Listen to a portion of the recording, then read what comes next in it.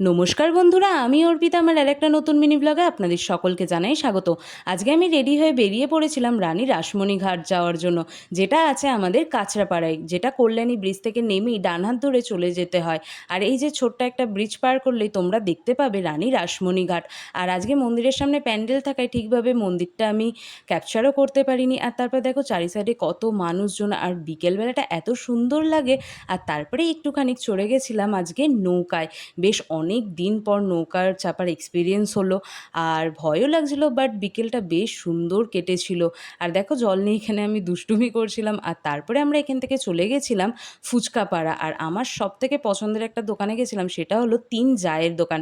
এখানে তোমরা নানা রকমের ফুচকার আইটেম পেয়ে যাবে। আর আমরা প্রথমে এখানে খেয়ে নিয়েছিলাম একটু জল ফুচকা, তারপরেই অর্ডার করে দিয়েছিলাম আইসক্রিম ফুচকা, যেটা আমার সবথেকে বেস্ট লাগে। আর তারপরেই চলে এসেছিলাম আমরা বাড়ি। আজ এই অবধি, সবাই ভালো থাকবেন, সুস্থ থাকবেন, টাটা।